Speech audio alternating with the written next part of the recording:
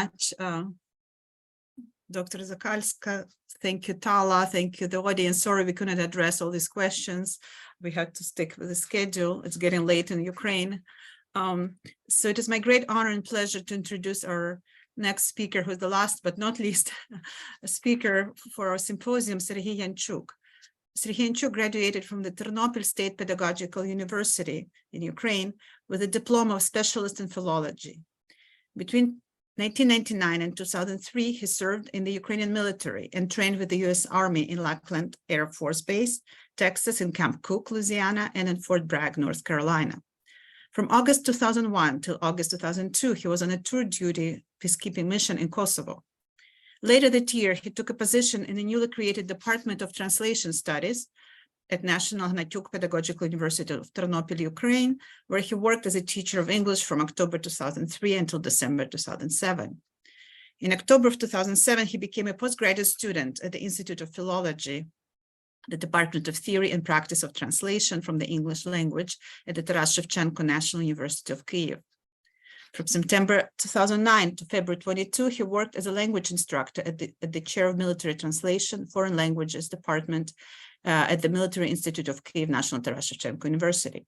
He taught the basics of military translation to Ukrainian students and political military translation to Ukrainian cadets. He's also a member of Ukrainian Strategic Initiative, a think tank with Kyiv Mohil Academy, whose mission is to strengthen the Ukrainian School of Strategic Security Studies and implement innovative security solutions. While still an employee of the Institute of Philology at Taras Shevchenko National University of Kyiv, in February 2022, Mr. Янчук joined the Ukrainian Armed Forces, where he currently serves on the front lines as a language translator in the Resistance Support Unit. So this whole talk, a metaphor about the struggle on the language front, is quite literal in his case. Today, he will talk to us on the topic of Russia's war in Ukraine, developments on the language front. Please welcome Sергій Янчук. We're extremely honored and really appreciative of your time and agree your willingness to participate in this important event, in spite of you being very busy, I'm sure. Thank you. Thank you very much for such a warm introduction, and I'd like to start with my presentation. So let me share it first.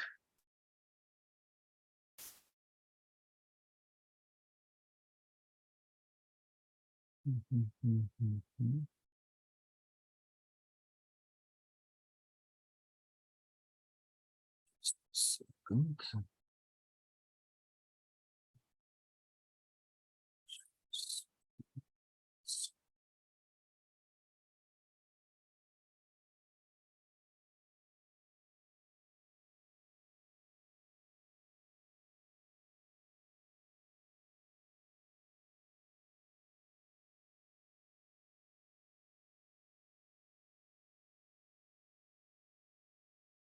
Do you see my screen?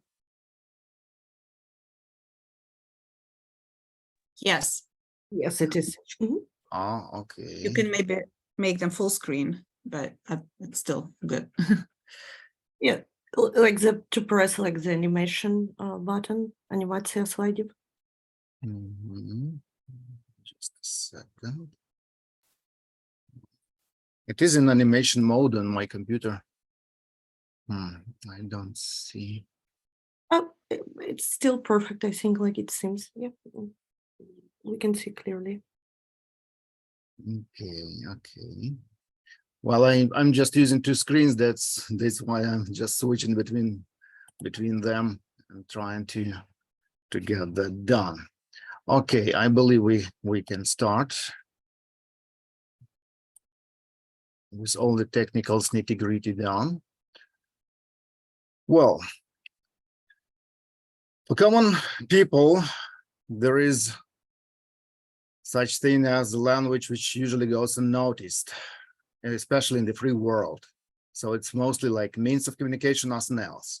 For the occupied and subjugated nations, it's much more than just a means of communication. It's a symbol of their defiance. It's a luxury. Ukraine got its independence back in 1991, but it didn't stop Russians from waging cultural and economic wars which culminated in the siege of Crimea and hot war in the east of Ukraine in 2014. It's difficult to perceive the fact that singing a lullaby to your child or expressing your love for your spouse in your mother tongue enrages the population and ruler of your much bigger neighbor country so much.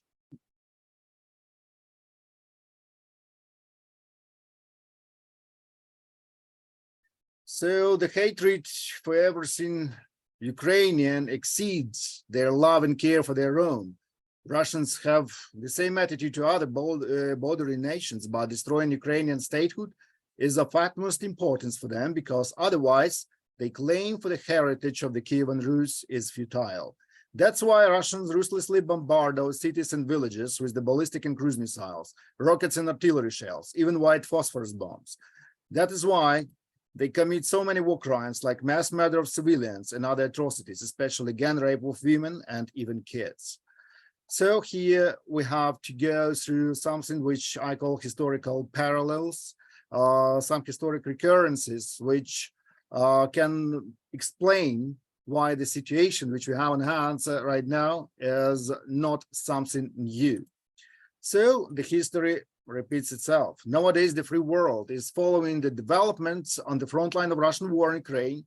The accounts of battles, rockets and artillery barrages, war crimes and atrocities hit the headlines of news articles and receive a lot of attention in the broadcasted news reports. But a hybrid war is also waged on the informational, cultural and language front, especially though its developments don't get a lot of publicity from the media. But for the Russian invaders, our culture and language are as dangerous as human rights, civil liberties, and freedom. It's difficult to believe that, but that's true. Russians decided that they must not only exterminate our freedom-loving people of Ukraine, but also to erase our culture and language, the soul of the whole nation. And Russia has been doing it since the formation of its statehood. Imperial, communist, and modern-day autocratic Russia has persistently and consistently suppressed our language by imposing numerous restrictions and persecuting the Ukrainian intellectuals, scholars, poets, writers, in vain attempt to uproot it for good, since the infamous Pereyaslav Agreement in 1654.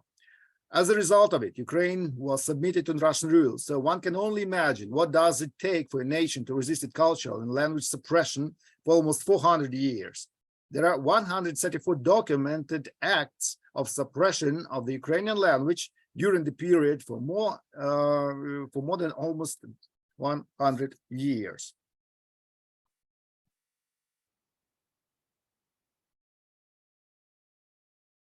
So for more details, you can see the following sources, so that will also can shed some light on those facts which I have already mentioned.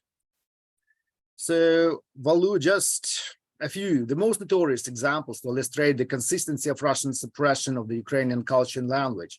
In 1862, the Minister of Internal Affairs, Pyotr Valuyev, issued a secret order to the censorship committees, which banned virtually all publications in Ukrainian, with the exception of bell letters. By it, the Russian Empire banned the language itself, postulating that there was, is not, and could not have been a separate little Russian language. So, I mean, that phrase, why I'm emphasizing that just for the purpose, because it resonates with the paper which Putin wrote just before the full-scale invasion. So the words are rephrased, but the sense is preserved. That they called it dialect, and Putin called it govor. Yeah, so it's not a big difference. So that also was not only one thing. Ukrainian book printing was completely banned from alphabet books, educational literature, scientific publications to periodicals. The only exception was made for the work of fictions, which were strictly censored. So that ban was, as you can see on the right, that ban was reinforced by a secret imperial decree, the Amsukaz of Alexander II of Russia in 1876, and extended to the publication of works of fiction, the importation of Ukrainian language books, and public readings and stage performances in the language. The prohibition. Sergey, I apologize. We don't see the slides moving. We're still in the first slide. Can Excuse- you? No. It happens sometimes. I hate to interrupt you, but Oh, that's Sometimes good that you told me that, but yeah, you could maybe sometimes like I'm changing the slides, so yeah, I it don't happened know to me too. Maybe stop sharing and share again. Sometimes they need to kind of wake up. Okay. Because Resume sharing. oh yeah, now it's great. We see it. Балуев circular and MSQ cause. Got it. Thanks. Good.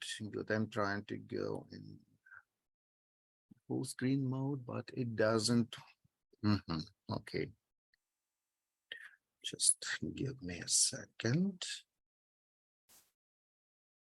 So is everything okay? Yeah? No. Yes, we can see them. Okay, good. Thank you. Well, after the Russian Empire collapsed in late 1917, Ukraine used this chaotic movement to finally break free. The newly formed Central Rada government in Kyiv declared Ukraine's independence in January 22 and broke ties with Russia. With a quick-fire Russian advance, looking unlikely, the Ukrainian state relied on volunteers, to make up numbers in decisive battle for the young nation. But the Bolshevik army was significantly larger, and cities such Kharkiv and Poltava were quickly captured. Let me change that. On a cold day in 1918, a battalion composed of Cossacks, cadets, young students began digging trenches to fortify their positions near Kyiv. They were filled with dreams of independent Ukraine and stood up to another Russian attempt to subjugate their land. So, as it was 100 years ago, again, the first branch of that Russian attack, especially attack on Kyiv, was also shouldered by conscripts in the National Guard near Hostomel and by volunteer soldiers, especially from volunteer units of territorial communities, which we belonged as well. So at about, they were actually outnumbered and outgunned 1 to 5 at least, and most of them actually didn't make it, unfortunately. So there were around 500 volunteers against almost 5,000 Bolsheviks. So during the Battle of Kruta, students got disoriented while retreating and were captured by the Bolsheviks. They were lined up and facing the sneering enemies. In their last act of defiance, the young prisoners of war sang the national anthem. Russians could not stand it and shot them dead. So as you can see, this is the old picture from that time. So it just depicts one episode, but it was really bad thing. You can only imagine that those students, those cadets and Cossacks, they were not armed well, so they had like 5 or 10 cartridges per person. So that's why they had to engage Russians in hand-to-hand combat. So it was complete chaos in the aftermath. So 27 of them, as I said, got lost, yes, in that fog of the battle, in the fog of war, and they were imprisoned by Russians. So why I'm mentioning it, because I will go to that a little bit later. But again, so you can see that Russians were so enraged by people who sing their anthem in their own language, and the same situation repeated, almost the same situation repeated 100 years ago. So what happened in the aftermath when they took Kyiv on the 9th of February? So they terrorized, executed a lot of people in the city, especially those who used to wear embroidered shirts and underneath of their coats, and also who spoke Ukrainian openly. Those people were executed just inside. So that was very brutal takeover of our capital. You can only imagine what could have happened if they succeeded on taking over Kyiv. So according to different estimates from our partners, from our allied partners, the number of possible casualties was estimated up to 30 50,000 of people in the very first days of occupation of just one city, despite that it's capital anyway. So recently, the free world has been shocked by a grim footage of, okay, let me change the slide. Oh, excuse me.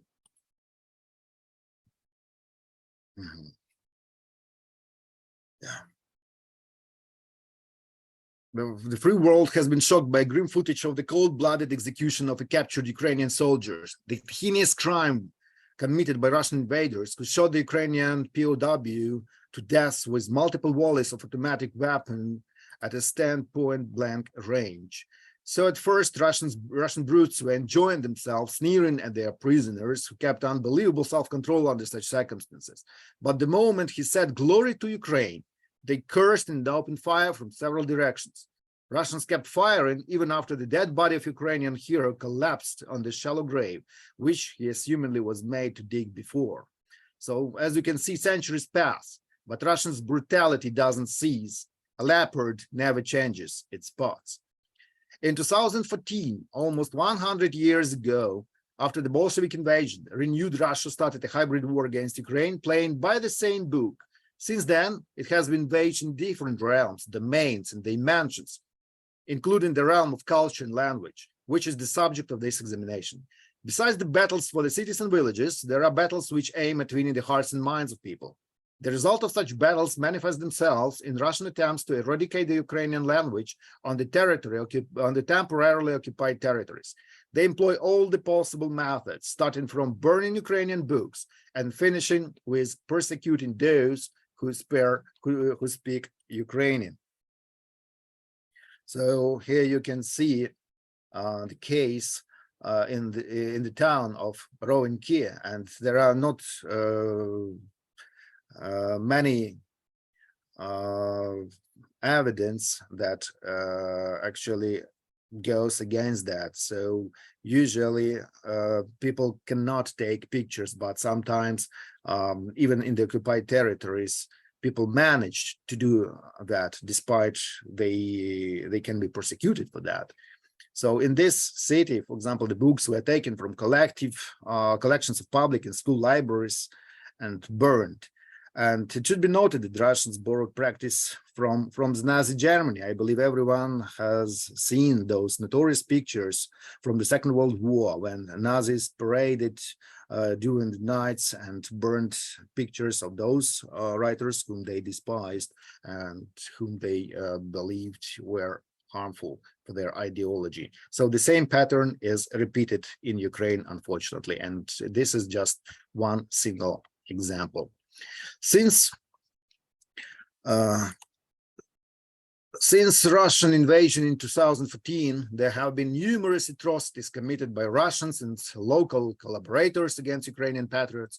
Mass persecutions of the Ukrainian patriots by Russians and their proxies began in the aftermath of the Revolution of Dignity, actually, on November 13, February 2014, in the Crimea and east of Ukraine, predominantly in Luhansk and Donetsk regions.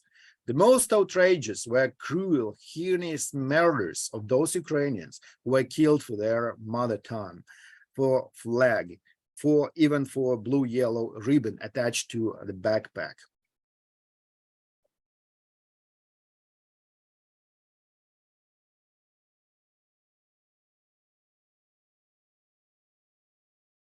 So the language, again, as I have already mentioned, a luxury in our case, can also be a designator, whether you see a friend or foe. So I just made an example of that transporter, but this is something which clicks in your head immediately the only moment you hear the language Russian, which is spoken by Ukrainians, or when it is spoken by Russians themselves.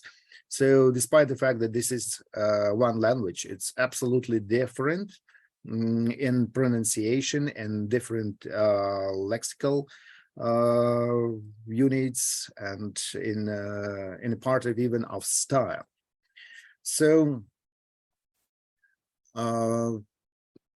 it helps to identify whom you see in front of you. Sometimes it can save your life. Sometimes it can also kill you.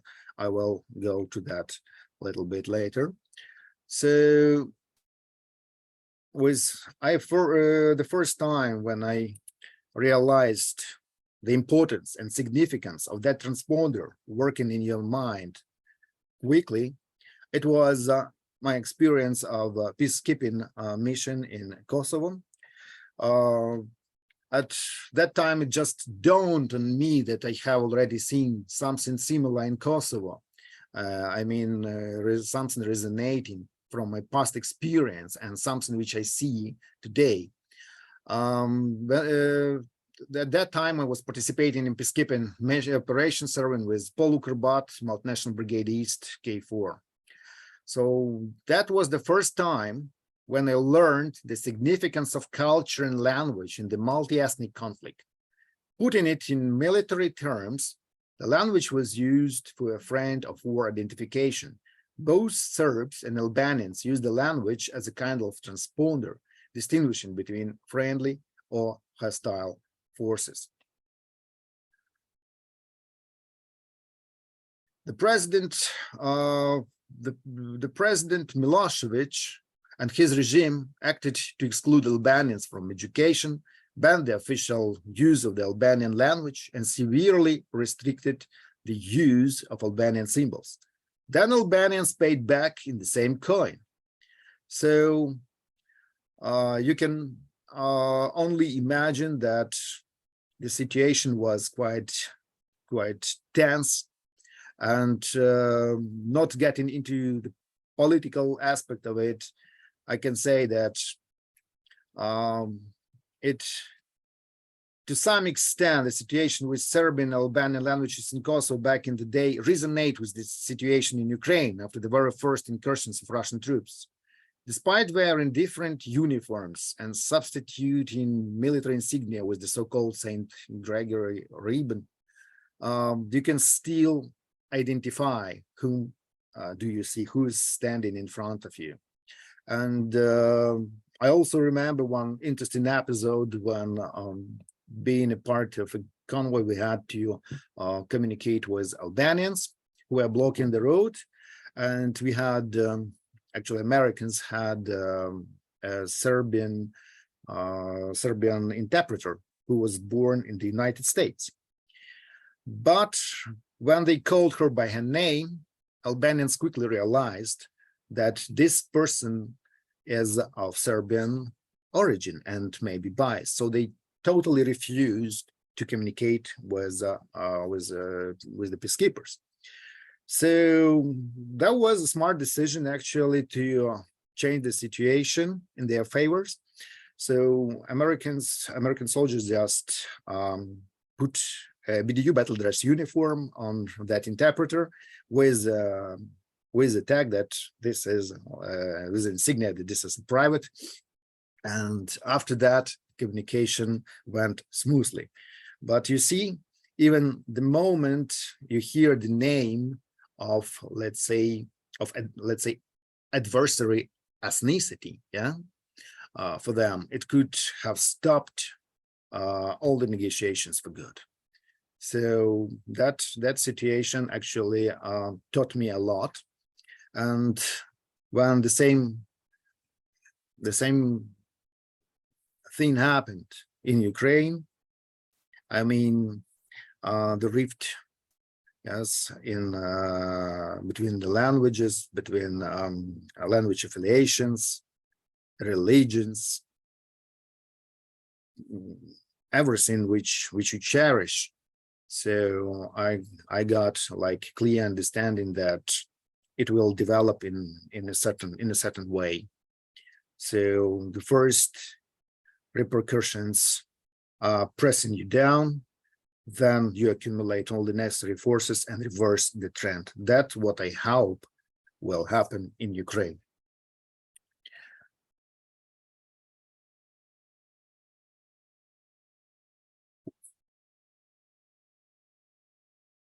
So to To sum up that interesting issue, I would say that some words which, for example, became memes, like Porabrik, yes, this is how they call the curb sidewalk in St. Petersburg. It's not used in Ukraine. So as you can see, the footage of Kramatorsk police headquarters takeover by Russian troops. I believe that these guys were from Russian special forces stationed in St. Petersburg. And at the very beginning of war in 2014, they disguised themselves as local self-defense forces. So the Russian government actually was in full denial of the presence of their forces. So such things actually helped Ukrainians to prove to the world that these people are not Ukrainians. They are neither collaborators, no separatists, no local self-defense force, whatever you can call them, but Russian troops and regular troops. So that happened a lot, and I remember the first days of that full-scale invasion in Kyiv. As my colleagues has already mentioned, we used passwords which could be hardly pronounced by Russians, and these passwords were sounding almost in the same fashion, like the word Polyanitsa, which you mentioned, Shibanitsa, whatever.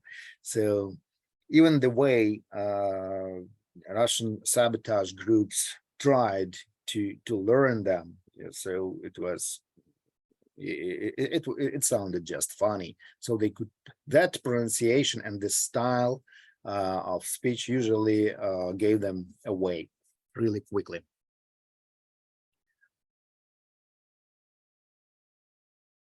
So you can see that Ukrainians also try to use that to their own advantage, like putting some nice, interesting, and funny memes on the billboards. And let me tell you that when I was in the south of Ukraine, where I went in April there, so there were a lot of such billboards around the city of Mykolaiv. So now you can see such things also in Kherson, which is liberated. So that new billboard is based on a story from the famous Pac-Man video game. The Russian occupiers, military, civil, and religious, play the role of ghosts that a blue and yellow protagonist destroys.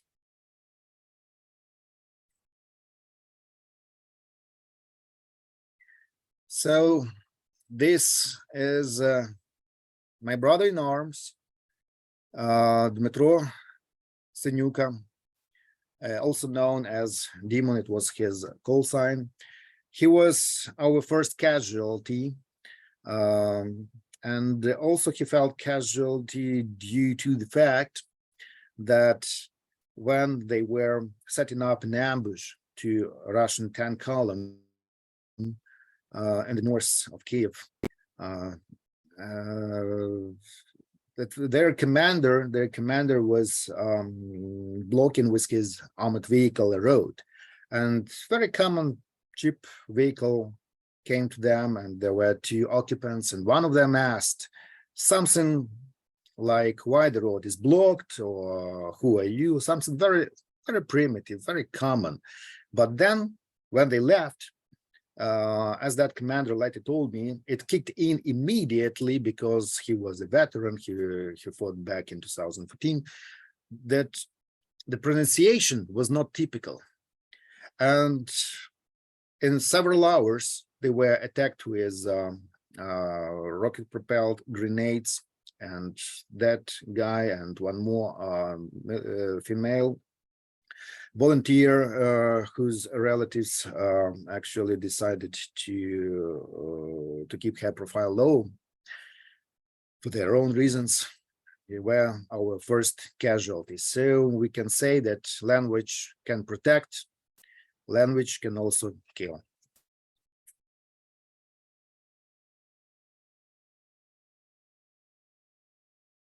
So you remember the previous slides, which referred to different bands of Ukrainian language.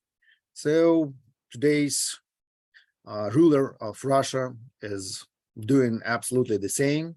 So he made his groundwork to justify his large-scale invasion of Ukraine, saying something, some profanities, and also reiterating some stubborn denials of the existence of Ukrainian state, Ukrainian nation, Ukrainian language. So Putin proposes in that paper that the Russians, Ukrainians, and Belarusians have always been a single Orthodox nation united through their single language. Such anti-Ukrainian policy is fully aligned with his imperial and Soviet predecessors as well.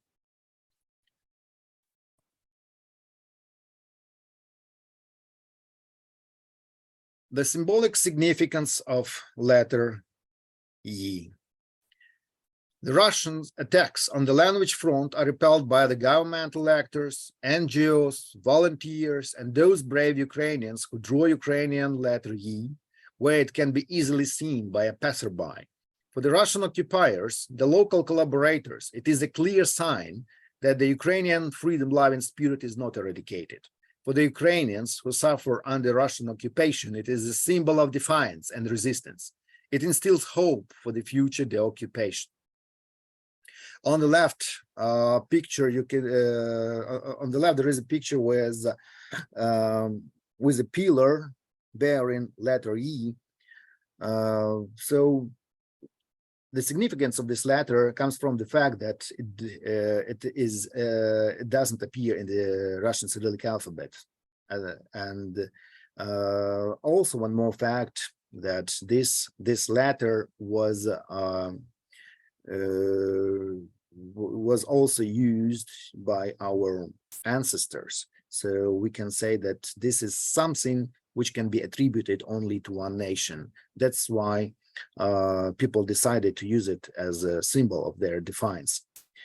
So it has appeared in different places, in Kherson, in Mariupol, in other places, which are unfortunately still temporarily occupied.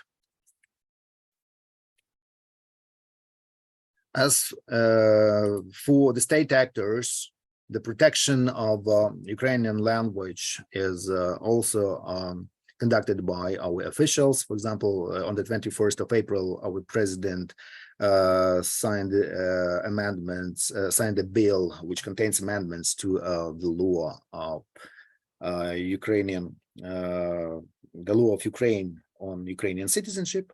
So according to this new law, you have to know the language and to pass an exam proving that you're speaking it, and also you know the constitution, you know Ukrainian history.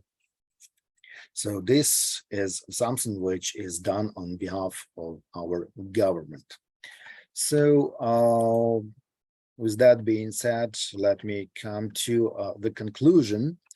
What I don't want to repeat all the statistical data which was already mentioned by the previous speaker, and it's easy to find those things. Those surveys are conducted almost half a year, every half a year. But what is important and what can be used in different practical applications, especially on the territories which will face similar conflicts, maybe not on the same scale, but similar. I'm talking about also Russian Federation, which has almost 100 subjects, different regions which are different in everything, in language, in the regional language, in religion, in their customs and traditions, in culture. So this colossus on clay legs can be easily, not maybe easily, but possibly it will also start shaking due to such things and facts as a resurgence of nationalistic sentiments in different regions like Tatarstan, Yakutia, and others. So also in Ukraine, shift in mentality is obvious, especially after full-scale Russian invasion, and especially after those atrocities and war crimes committed by Russians in Bucha, Irpin, and other cities. So no one wants anymore to be associated with that nation, which is stained in blood of innocent people. Russophones switch to Ukrainian more reluctantly than Russians. This is something which can be quite paradoxical, but on the other hand, Professor Snyder, for example, mentioned that it can be attributed to the feeling of those Ukrainians who still speak Russian, that it's their own language.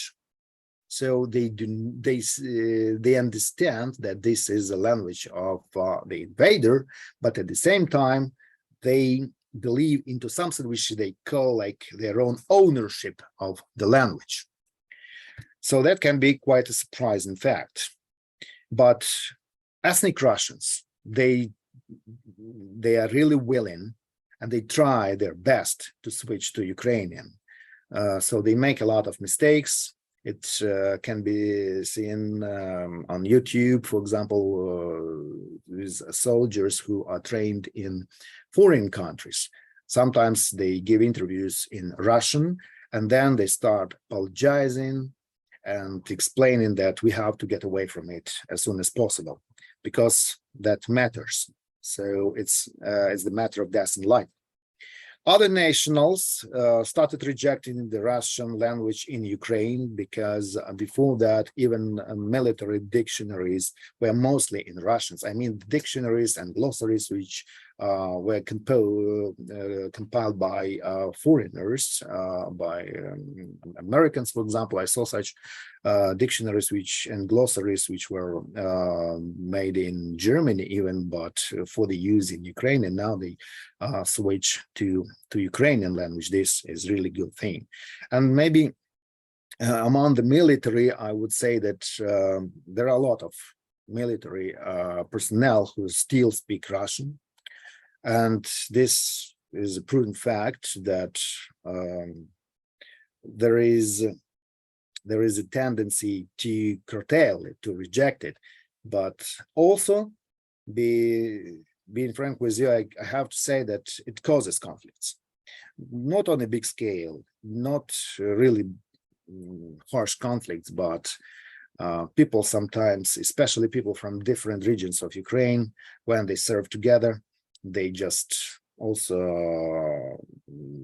they just do not tolerate each other when they speak different languages, especially when this animosity is based on something like professionalism and other considerations. This is not on a big scale. It's very small percentage. It's not something which dictates the trends of switch and language affiliation. But this phenomenon is present.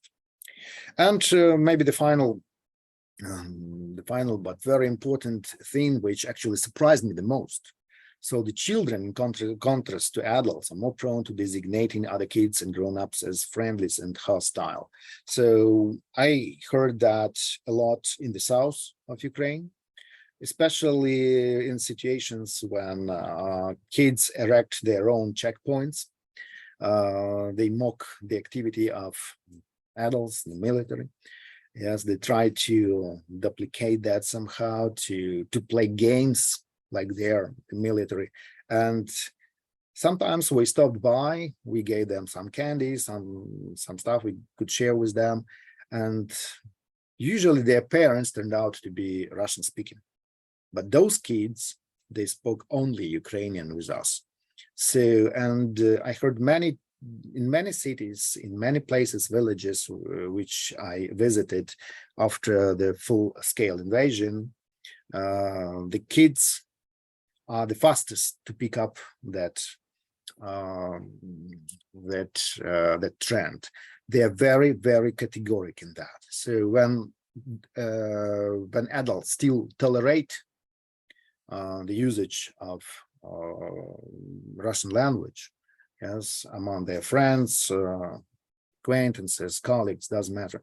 The kids are are not tolerating so much. So for them, everything is like black and white. Yeah, I'm not talking about all the children, but this tendency is definitely picking up, and it instills also hope for future changes, big changes. And speaking Russian actually is marking yourself as a target also for Russians. That's why it gives me hope that kids who grow up speaking Ukrainian, it will be the biggest safeguard from future incursions like Russian Federation did last year. Thank you very much, and your questions are more than welcome. Dear Sергій Янчук, thank you so much, first of all, to finding time in your schedule, because we can only imagine how busy it is and complicated. Once again, we have a really lively discussion in the Q&A section, and I would like to announce a couple of questions here. And also, if I may ask you to turn off the sharing screen option, so we can see. Yeah. So we have. It's done. It's done. Okay. Yes. So we have the first question. Dear Sергій Янчук, I sincerely thank you for your interesting report and bow to the ground for your protection of Ukraine at the front. We are all waiting for you to return to the university auditorium after the victory in this horrible war. What is the first thing you would say to students? Thank you very much for that question. Well, I'm a pragmatic man, and well, I do believe that I'm going to survive that, but still, I'm not looking in such a, let's say, distant future, because I don't believe that this will be over like in a week, in a month, in a year, even. So it will be paid with a huge price. But seeing, for example, let's just imagine the situation. I see the students for the first time. So I would say that we are all happy that our life is back. Our motherland is back. Everyone is back into the classrooms. So it's not distant anymore. Yes, it's not running away, for example, to seek shelter when bomb alert is going off, So something very simple, I would say. Thank you so much. Another question here as well. Dear Sергій Янчук, the use of the Ukrainian language at the front is a real means of saving the lives of our soldiers. For example, I know a situation when the Russians shot 7 Ukrainian soldiers because the Ukrainians did not understand that they were enemies because the password was in Russian. It is well known that the phonetic system of the Russian language is radically different from Ukrainian one. So it is difficult for Russians to pronounce some Ukrainian words. Are there situations at the front where Russian saboteurs learn Ukrainian to make diversions? Well, I wouldn't say that, because it doesn't pay off. But unfortunately, they can find some loops.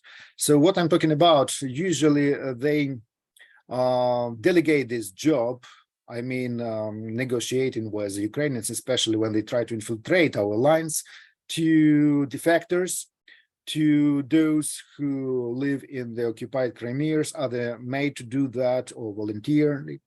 So usually they use those people from Donbass, Donetsk region, from the occupied territories, from the Crimea. So for them, it's much safer.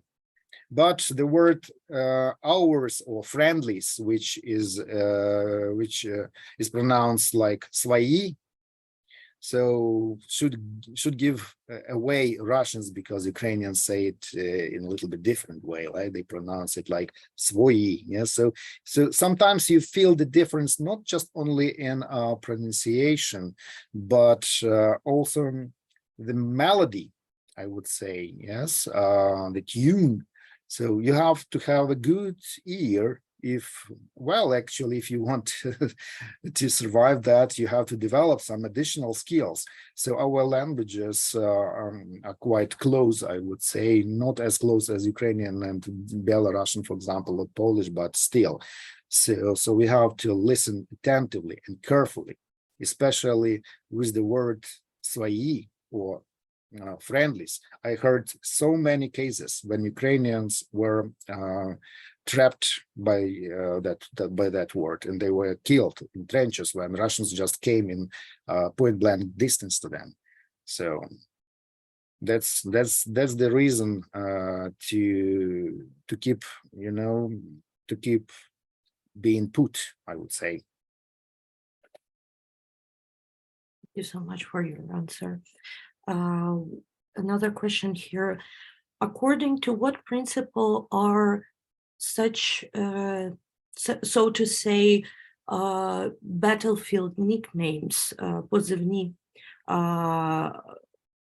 like the other names like that are not, that use like for, that has like the principles of nicknames, chosen in the army? Can you tell us a bit more? Yes. About позывні, about this battlefield nicknames for soldiers. Well, everyone picks one for himself or herself. It's the best way, because otherwise someone will suggest something which you might not like. So sometimes people associate themselves with some animals, with some creatures, with some hobbies even. I heard about that too. Some like in my case with my future job title. So this is something which everyone decides on himself or herself. So they are not I would call them, even in French, I'm not sure whether I pronounce it good, it's nom de guerre, because call sign, it's something which you are given before the mission. Usually it can be a letter or a number, whatever. But unfortunately, a lot of people mistakenly use this term, call sign, for the name which you use instead of your own. Yes, like to communicate between your friends. Actually, it doesn't work for operation security anyway, but that's why call signs are made. So I want to make like a distinction between those terms, because they are actually different. Interesting. If I may ask, if it's possible, if you feel comfortable to share your call sign, what is yours? If not, of course, like I don't think it's needed here. Sure. Another question here also from our guest is that how to counteract influence of Russian pop culture in Ukraine, in your opinion? With a better product, definitely. I see that, for example, pop culture is developing in Ukraine. Definitely it started not today, not yesterday, but when we introduced, I mean the government actually introduced some restrictions and limitations on the portion of Russian pop culture in Ukrainian media. And that actually gave a boost to Ukrainians, because actually they cannot compete on fair rules, That's why I believe only making a better product, a product which resonate with the hearts and minds of your people, it will take an upper hand. I'm sure about that. So you cannot impose it. For your answer. Another question here. Dear Sергій Янчук, is Ukrainian language your native? Do you speak Ukrainian always? Where are you from in Ukraine? If you can answer. Well, when I was a kid, I spoke Russian for 3 years. When I was then, yes, I lived in the south of Ukraine. So at that time it was actually Soviet time. Everyone spoke only Russian. So my native language is definitely Ukrainian. So the first words which I heard from my parents were in Ukrainian, then Russian, and again Ukrainian. So I was like Russian speaking Ukrainian, very small one, very little one, just for 3 years, which I don't remember even. Thank you. Also, another question. Is it necessary, in your opinion, to study the Russian language in Ukraine in the future? Well, I believe it should be optional. It should be optional, but we cannot have it as a compulsory subject, neither in school, nor at university, college, whatever. So we have to get away from it, as some brothers in arms used to say, the Russian speaking, by the way, brothers in arms who tried to switch to Ukrainian. So this is something which actually makes a perfect divorce from that, because first goes the language, then goes everything. I mean, religion, which is disguised, actually, it's not like religion in the full sense of that world. This is like a branch of Russian Secret Service, FSB. So I'm talking about such things like cultural elements, like music, poetry, literature, everything. So it starts with a very short, a very small, very narrow stream, and then it is like flooding. And after that flooding, Russians start believing that we are their slaves, somehow not paying them taxes or something like that. So it's not my opinion. I heard that from Russians, actually. They truly believe that if you speak their language, you must pay actually taxes to that country. And if you do not do that, so they can justify even killing you for that. So this sounds like mad, but it's not Ukrainian propaganda. That's something which I hear when we listen to some debt negotiations between Russians who cannot understand and explain why are they here, what are they doing when they try to communicate with their parents, with their beloved ones. So it's like cognitive dissonance, and they have to find the answer. And they are raking their minds for that answer. So, and they cannot find anything. That's why they just made it up. But it doesn't help. Thank you so much for your answer. Another question. What language do you use to communicate with volunteer units on the front lines? For example, Polish, Belarusian? Well, we communicate with many volunteers from Baltic countries, from Poland, from the States, from Canada, you name it. But with some we speak English, and there are English-speaking guys in our unit as well. And I believe in every unit that at least one person or several person can do the job. The interesting situation was Belarus. Yes, so we see that language problem is huge in that country, despite the fact that Lukashenko, the president, let's say, or the not elected president of Belarus, he openly says that he supports Belarusian language. I heard from my colleagues from Belarusian units that if you speak their own native language in their country, and especially if they express some, some ideas, opinions about the Russian invasion of Ukraine or something like that, you will be considered an extremist by their law enforcement, for sure. So I can say, and this is a fact, despite the fact that it's not, it's not maybe known to the outer world, that speaking Belarusian in Belarus can put you behind the bars. So this is the fact.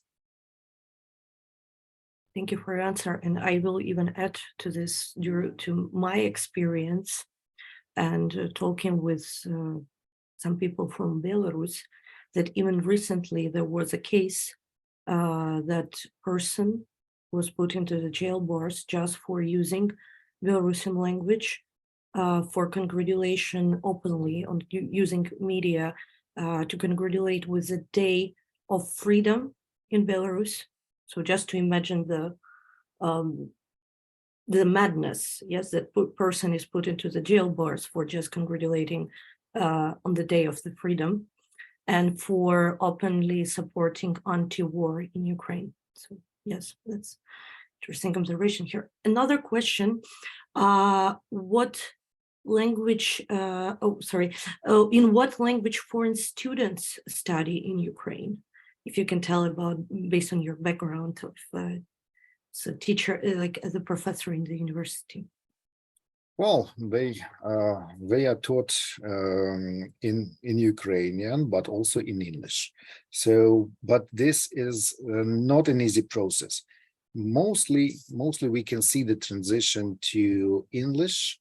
Why? Because it takes time to get a good command of Ukrainian before they can start studying their subjects, and it takes time and money. So I know that different countries have different policies on that. But back in the day when I was teaching, I saw that some institutes and faculties of our university, they actually stimulated their teachers, especially those who could speak English, to teach their subjects in English. And that trend picked up, and actually it accelerated the process of teaching. So I know that in Poland, for example, you have some universities to study Polish first for a year or even two. And only after that you can start studying your subject. But again, the consideration is not, I believe, political. The consideration is pragmatic. Yes, time and money. Dear Sергій Янчук, thank you once again so much for finding time. And I would also like to thank you from my personal, side, as me being Ukrainian, whose parents, close one, and friends are still staying there. And I just really want to thank you for holding the sky above our heads and for your choice to go voluntary and do this heroic action that you're doing. Thank you so much. Дякую вам ще раз. Слава Україні! Героям слава, glory to her heroes. And thank you very much for having me, for inviting, for giving me an opportunity to share that, situation, language front changes and developments, which I believe also crucial to our victory. Thank you so much. Please, Professor Valeria Sobel, I would like you to take the word from now on. Thank you. Thank you, Talas. Just a few concluding remarks. Thank you so much, our speakers, for your passionate, informative, moving talks today. And of course, to all the speakers who have participated, to the audience again. Since we've got a lot of inquiries about the recordings, yes, the sessions have been recorded and the links will be sent to all those who have registers by the Center for Global Studies, so you'll receive them. I know some people couldn't stay for the whole session today on other days. What can I say? Be safe, Yarino and Sergey and everybody else who's still in Ukraine. Thanks again. Will prevail. Slava Ukraini. And thank you all. Yeah, I think that's a good moment to conclude our symposium. It's been really an amazing experience. Thank you all. Thank you all and слава Україні. Героям слава. Thank you.